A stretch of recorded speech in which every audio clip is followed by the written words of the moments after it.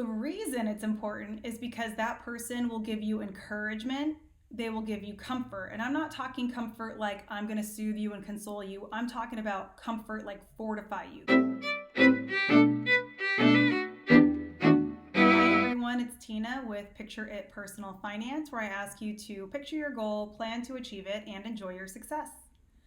Today, I want to talk about some of the lasting effects that childhood has on the way that we handle and perceive our money today. I am seeing a trend with my clients that there is much deeper childhood trauma, and I'm not using the word trauma here as an exaggeration.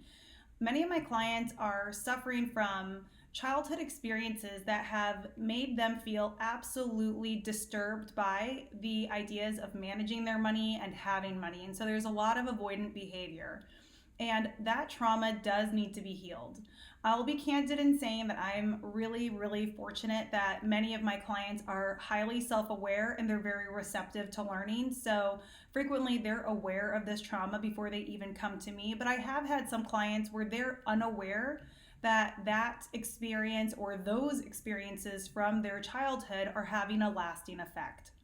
The two major categories of disruptive emotions that I regularly see are fear and anxiety, and then shame and guilt.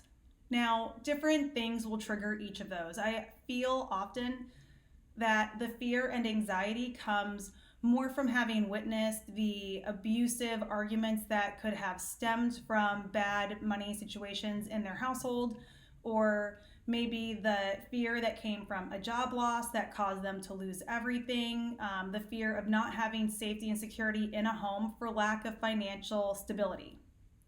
The shame and guilt often comes from having put yourself in a terrible financial position because you weren't properly educated, and there's this sense of feeling remorse, probably remorse greatest of all, and some bitterness for not having been aware enough, astute enough to have done right by yourself in terms of finances. If you are dealing with these type of emotions, this video is really for you. And what I want to give in this video is 3 steps that will help you get to overcome or move beyond those emotions and get into a more productive phase of your life, especially with your money management. First and foremost, you need to gain self-awareness. When those emotions start to surface, you need to name those emotions. I think so often when we start to feel that sort of unpleasant, uncomfortable, and confusing and negative emotion, we want to curl up in ourselves. We might be led to depression. You have to acknowledge that those emotions are surfacing.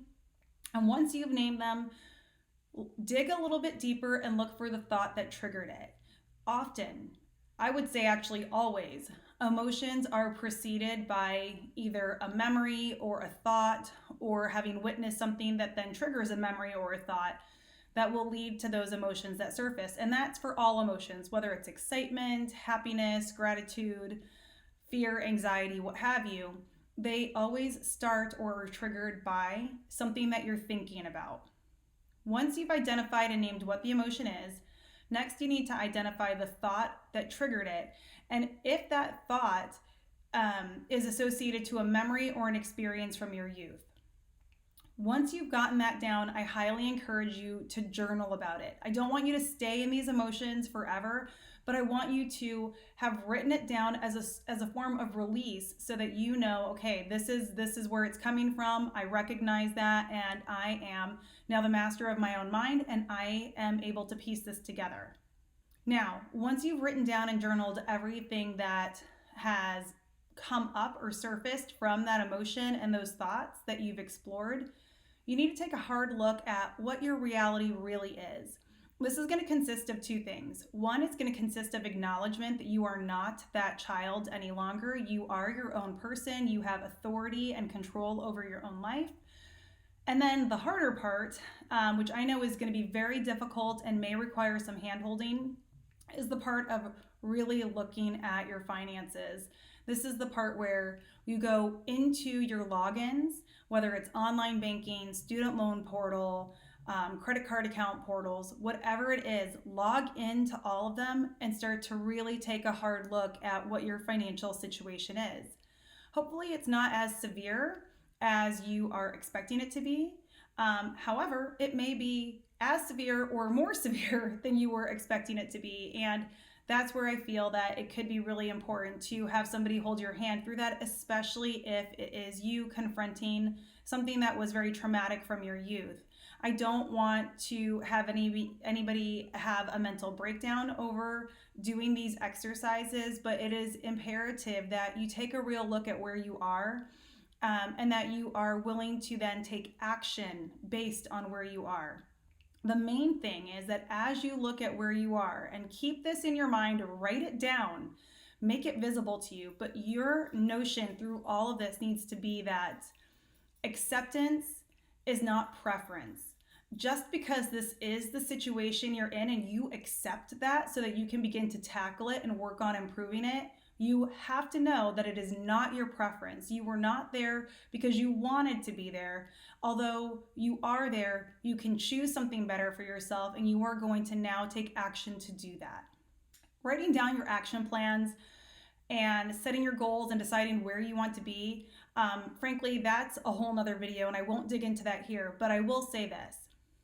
If you are having true emotional disturbance with going through your finances and exploring those emotions that surface when you even think about going through your finances, I strongly, strongly, strongly encourage you to seek help.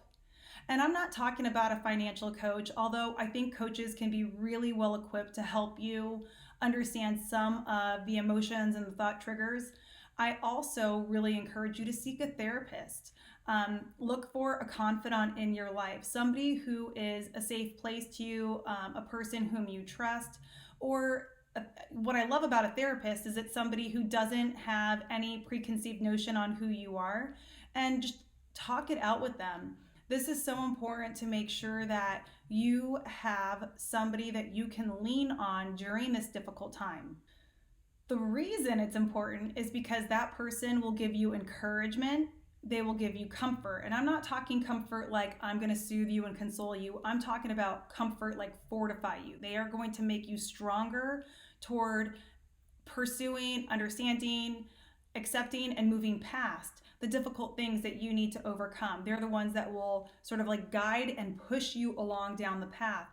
So, in summary, you guys, remember that if you have dealt with things in your youth that have traumatized you or created in you limiting beliefs or created in you hard to deal with emotions, there's 3 steps for overcoming that. The first one is to gain that self-awareness and understand that the feelings are triggered by thoughts, and then recognize what are the root cause of those thoughts.